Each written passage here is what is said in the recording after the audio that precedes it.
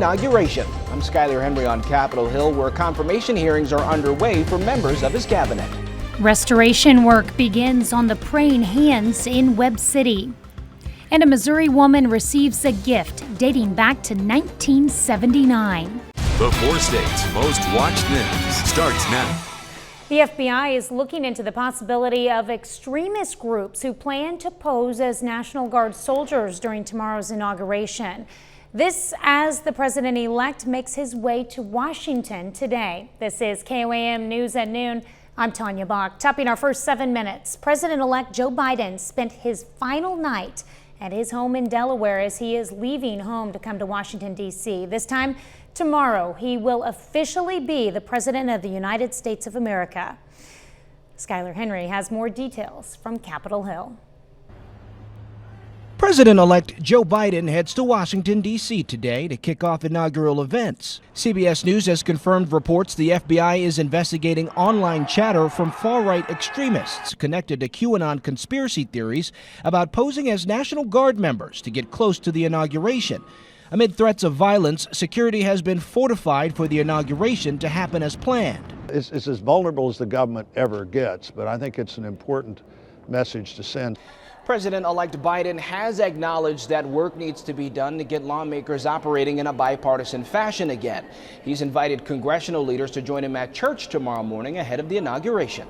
Senate confirmation hearings began today for 5 of Mr. Biden's cabinet picks, including his choices to lead the State Department, Treasury, Pentagon, and Homeland Security, along with the Director of National Intelligence. Treasury Secretary nominee Janet Yellen told lawmakers they need to quickly pass a nearly $2 trillion coronavirus relief package. Other priorities for the new president include rejoining the Paris Climate Agreement, reversing the Muslim travel ban, and requiring masks in all federal buildings. Skyler Henry, CBS News, Capitol Hill.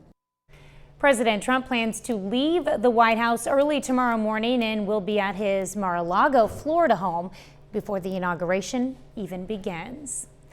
Well, if you like sunny days in January, we got a few coming up for you. Michael Haslip joins us with the first look at the forecast. We do, and here's the interesting thing about when we talk about sunshine and cloud cover, Tanya. I did do this, so this is why I can juxtapose it. If we took a snapshot this morning during the morning show, it looks like the clouds haven't moved. It's just because it's been a consistent flow of the southerly portion of the 4 states immersed in that cloud cover, and everybody up to the north has been good to go. I got it on, guys. I got it right here. Rob Leonard. And it's turned on too. Yeah. There it is, I promise. Not kidding.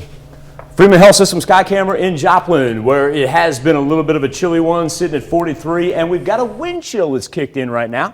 37 degrees is what it feels like. 41 in Pittsburgh, 42 in Independence, only 38 right now in Stockton. As far as our weather trend, we're going to hit mid-40s, just about very seasonable for this time of year. Now, when we talk about the next 2 days, number one, a little bit of a warming trend as we push into Wednesday, and that's because we're going to be able to make it up into the 50s. But also, too, we're going to pay attention to a little precipitation late Wednesday night into Thursday morning as it makes its way into the southern portion of the 4 states. But Thursday, no different. Back into the 50s. Then we do a little bit of a roller coaster ride as we see the 40s on Friday and Saturday, and then the 50s again on Sunday and Monday. Tanya, big difference between Sunday and Monday is that's going to be a little bit more widespread rain compared to what we're going to see Wednesday night into Thursday. Coming up here in just a little bit, we'll find out where this latest system is coming from, and also too why we get this warm up, cool down all throughout the course of the 7 day. Yeah, we like the roller coaster here in the 4 states. We're used to it. All right, thanks, Michael. Authorities in Oklahoma arrest a suspect charged in Lamar, Missouri murder. Officers arrested Davis Morris of Dunnewick, Missouri yesterday in Grove, Oklahoma. Morris is a suspect in the July 2020 murder of 51-year-old Terry Harless of Lamar. 2 other suspects, Trey Akerson of Joplin and Lane Bronson of Webb City, have also been arrested in the case. All 3 are charged with second-degree homicide. Well, time and weather have taken a toll on the Praying Hands statue in Webb City, but contractors are coming together to restore the monument to its former glory. KOAM's Kate Kelly tells us why this statue means so much to so many.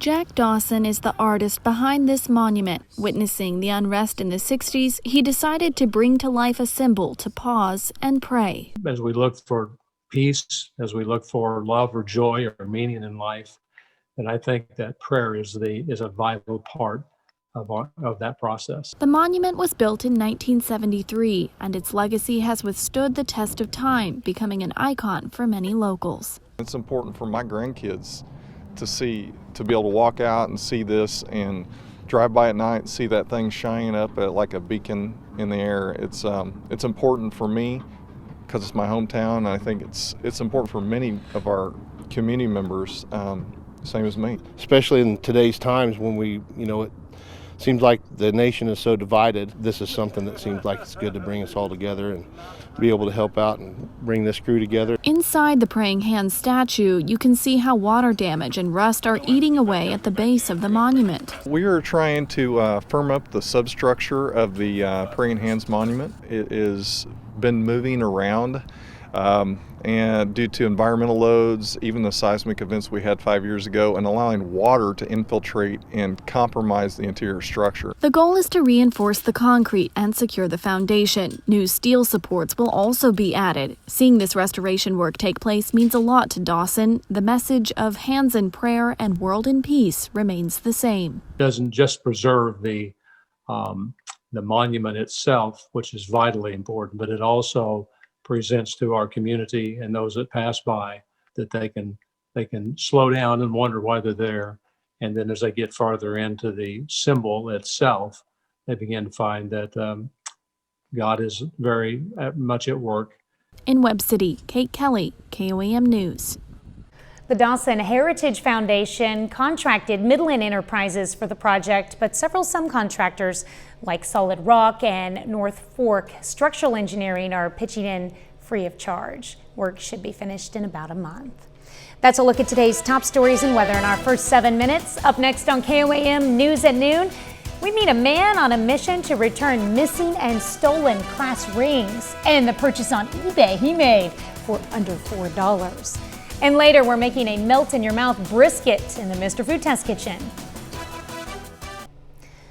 A complete stranger helps a Missouri woman reunite with a piece of her past she thought she lost forever. Jackie Shower lost her class ring from 1979. Steve Harris shows us how a man on a mission to reunite rings to their rightful owners found hers. He was on the 8th hole when Jackie Shower's husband got the call. And he answers it, and it's a gentleman that came from San Antonio, Texas, a gentleman we do not know, and he asks if he knows a woman, and he uses my maiden name. So Jackie and her husband Steve were skeptical. What did this guy on the phone want from them? Well, turns out it's what he wanted to give them. See, he'd found a class ring on eBay, Jackie's class ring. Now, this is a ring I had lost in 1979. This ring is from Morton East High School in Cicero, Illinois. So how did it end up in San Antonio? Well, for that answer, you got to meet the guy who made the phone call. Retired school teacher Richard Escobedo. His class ring was stolen in 1987. I'd go to pawn shops, antique stores, anywhere where things were being resold. I would always look for my class ring and I would never find it. But I would see other class rings and I would see them and I would say like, man, if the owner only knew that their ring was being sold. So this became his mission. He buys class rings and using the dates, initials, and school names, reunites them with their owners. When I find an owner, I always tell them, you know what, I don't want nothing in return. It's on me. Because I hope that one day somebody's going to call me and say, hey, Richard, I found your class ring. He only asks that they post a picture on his Facebook page. Class rings bought to reunite to rightful owners. So far, he's found 49 rings. The day that I find them, like, I get goosebumps because I'm like, yes. Back in Lake St. Louis, Jackie is overwhelmed. It truly is very, very interesting what this gentleman does. And I'm grateful. He has a kind soul. So how much did Richard pay for her ring? $3.25. And 42 years later, it still fits. Sort of. It fits my pinky. Well, if you have lost or found a class ring, Richard created a Facebook group dedicated to reuniting rings with their owners. Just go to our website, KOAMnewsnow.com, and click on the news links to find it. Still to come on the KOAM News at Noon, Mr. Food. Get ready to be surprised by how fast we can make a slow roasted classic. You won't want to miss this one. But first, Michael Hayslip returns with your complete forecast.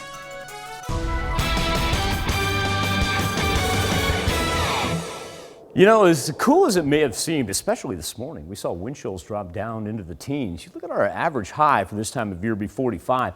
We're sitting pretty much right there at Joplin Regional Airport. And remember, we really don't peak out till about 3, 4 o'clock in the afternoon. So it really, even though it may seem like there's a little chill out there, it's very seasonably comfortable. Now, we do have a pair of 38s up in Nevada and Stockton, but everybody else sitting pretty much low to mid 40s. Been absolutely delightful. Now, we are seeing the wind begin to pick up here from the northwest. Got a gust out of Chinook coming in at 22 miles per hour. And just recently, Independence and Nevada just about to 20 miles per hour. And so that does mean that we have a little wind chill in effect right now. Only feels like 32 in Iola. Now, Iola actually dropped down to 16-degree wind chill earlier this morning, 38 in Neosho, and it feels like 37 in both Chautauqua and in Commerce. I said earlier that you could have taken a snapshot during the morning show, just overlaid it as far as where the clouds were down to the south and the central, north, and that splice right there been clear, and that's the way it's been all morning long. But we're going to get some afternoon sunshine here because what happened is the wind shifted, the darker area, meaning the lower the pressure, as it pushed off toward the Mississippi earlier this morning. We got a big high pressure system sitting over here to the west that is slowly making its way, and that's going to mean a clear afternoon and night as well. Freeman Health System Sky Camera, this is what I wanted to illustrate, wanted to revisit this, not for the temperature, but the fact that we were talking about that high pressure system and the barometer is on the rise right now. This is the system that we paid attention to earlier this morning because it was rather impressive. We knew it wasn't going to end up as snow here, but when this thing came off of the four corners, it was pretty much all encompassing for portions of New Mexico and Colorado. Then as it moved over the panhandles, you got that warming trend. It's right just to the south of us. If you could make it up into central Arkansas, they had 50-degree temperatures this morning compared to us sitting right at the freezing mark.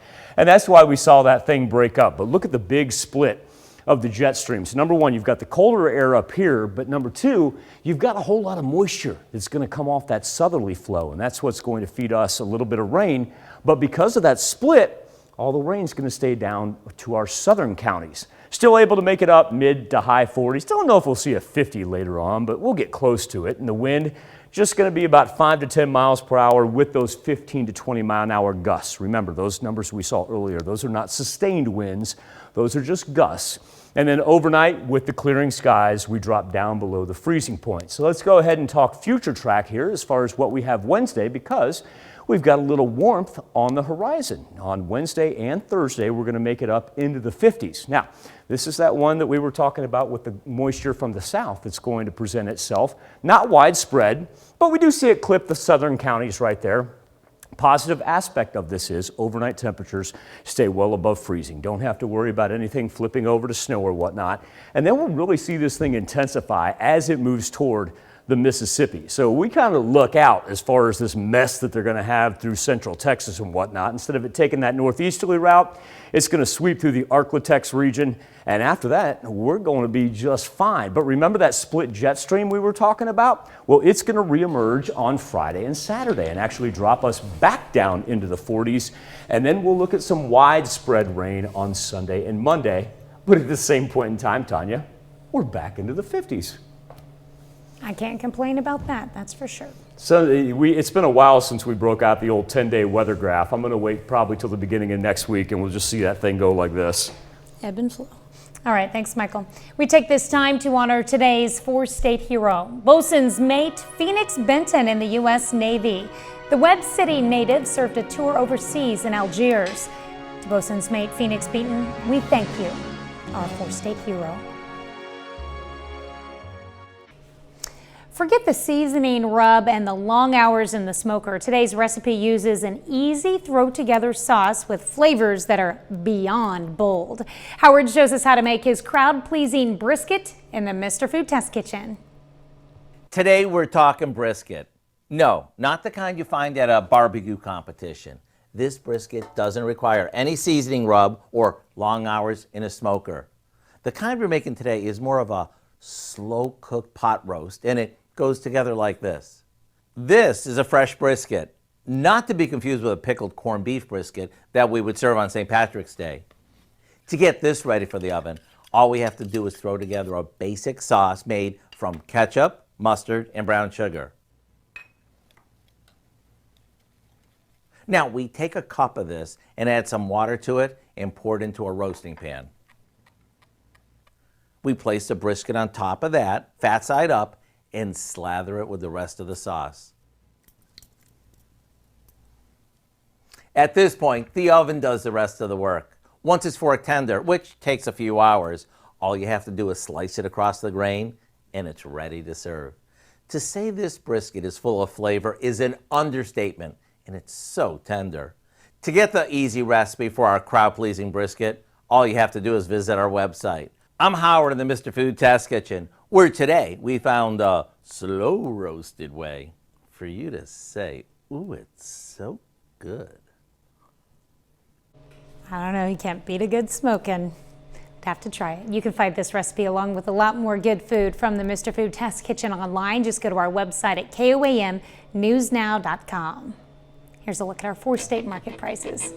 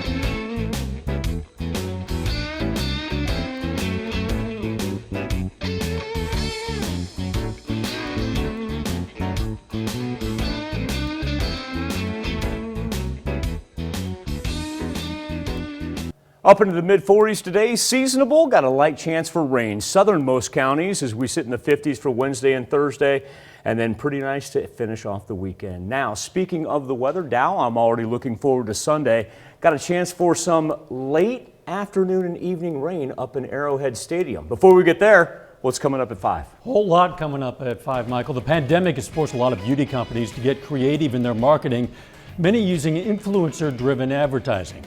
But a new report shows beauty campaigns on social media lack diversity. We're going to look at the numbers. Plus, Oklahoma health officials give an update regarding the state's vaccine plan and portal to schedule appointments. And renovations at a Joplin historic home leads to lost relics. We're going to check out the discovery. Hope you join us for those stories. A lot more, of course. It's coming up on KOAM News at 5. All right, thank you, Dow. Thanks for joining us for KOAM News at Noon. We'll see you right back here at 5 o'clock.